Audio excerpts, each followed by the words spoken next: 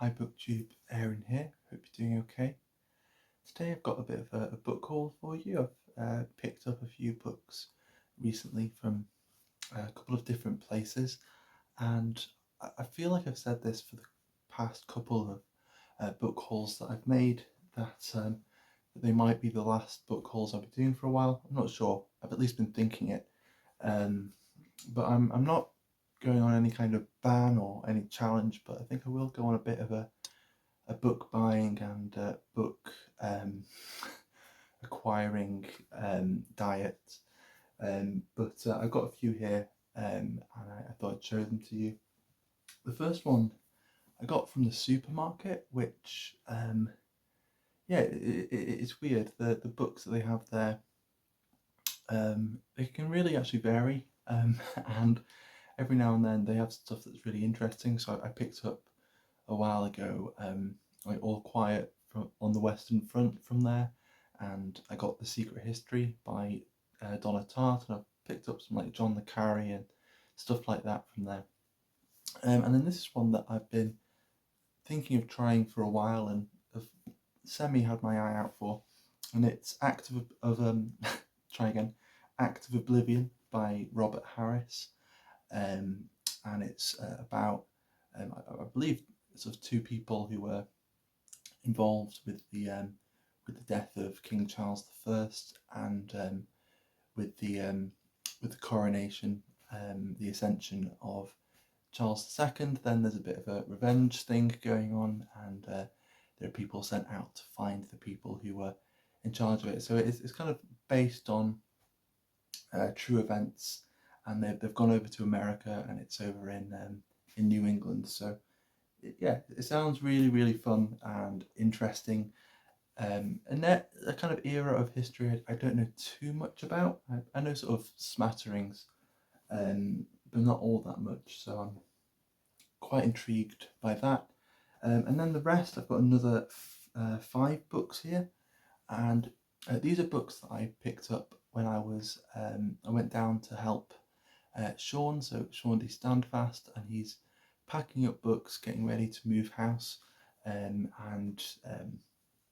just needs a hand, just getting everything together, put into storage, and then moving everything really. And so I went down to help with packing up books and moving them downstairs so that they can be packed on the ground floor, ready for going out. And he was quite generous, and if it wasn't anything that he really, really wanted, he was quite happy for us to leave with books. And I picked up a few. There are a couple that he had, I think maybe like semi sort of earmarked for me, and they were ghost stories, and they seem pretty interesting, and it's a genre that I've read a bit of, but I'd like to read some more. My sister really, really likes ghost stories, and so it's I don't know, sometimes me and my sister feel like we don't want to tread on each other's toes too much with the things we like. But then there are loads of other things that we both like, so it's a bit silly really.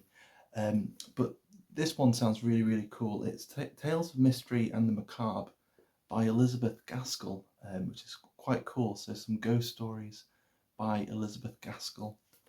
So I might read this, or at least some of the stories from it, maybe in October or November when it's a bit colder and spookier. And then there's the Vintage Book of Ghosts, and this is edited by Jenny Uglow, which, when I think about it, I'm sure I've seen something either edited or written by Jenny Uglow. That name rings a bell for me. And it's just an anthology of ghosts, so not necessarily an anthology of sort of longer ghost stories, but it's got some ballads and poems in there.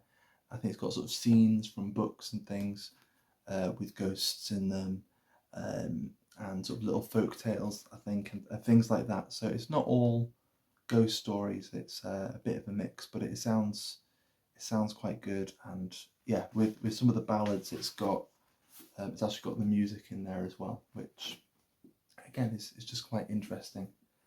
And then next up, a book that I think I'd seen it in in like new bookshops on the sort of new releases tables and things like that.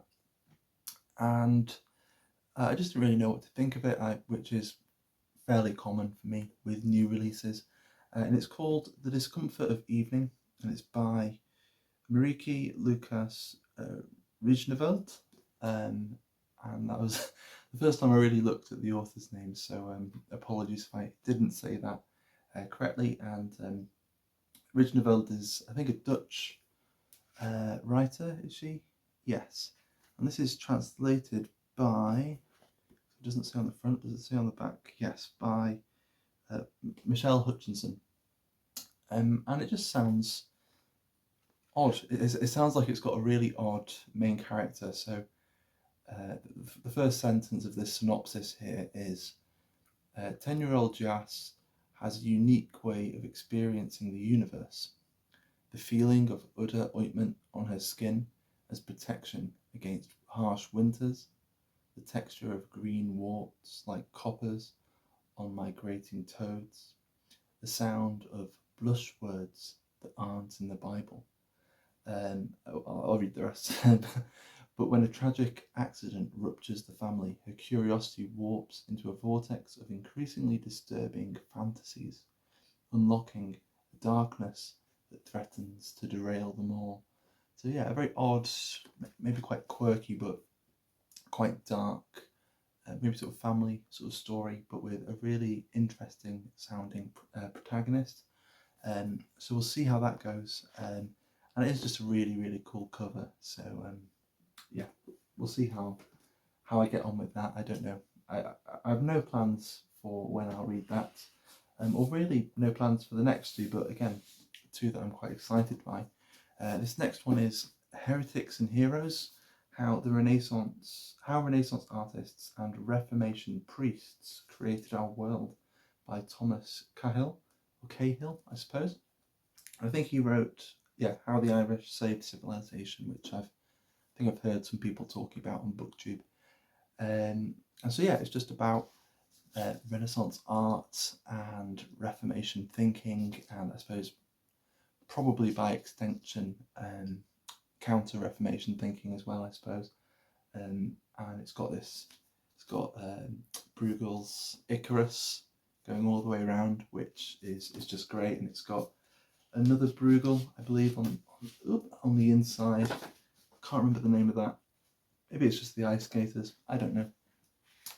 And it's got obviously tons of art and stuff on the inside.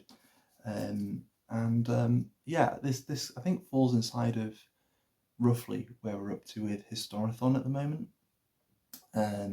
Might go a bit before because it goes into the sort of first wave, sort of medieval wave of the Renaissance. But I think it kind of speaks into the sort of early modern era that we're kind of in at the moment with Historathon. So maybe I'll try and get to this quite soon.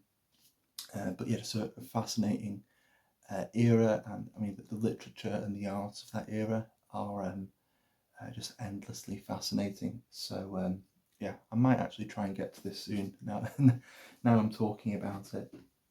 And then the last one is a book I've already read. I've got another edition of it, but I think it's just one I'm gonna just keep on collecting, much to the ire of my wife, and that's War and Peace by Leo Tolstoy. This is an Oxford edition.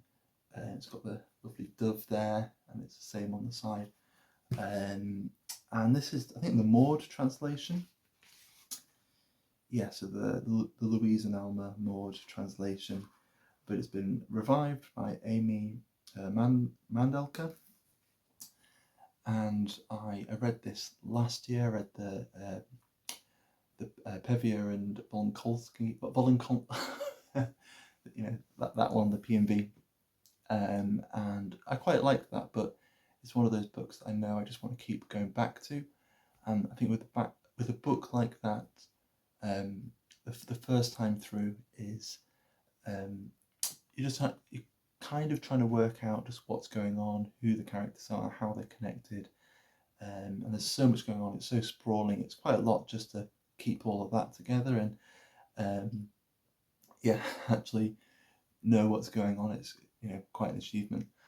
So and then the second time through, I think when you've got a grasp of it and you can sort of remember roughly what happens after what, then maybe you can pick up a bit more. I don't know. So I might try and reread War and Peace next year. I know Alan from Big Hard Books and Classics is planning to read it as well.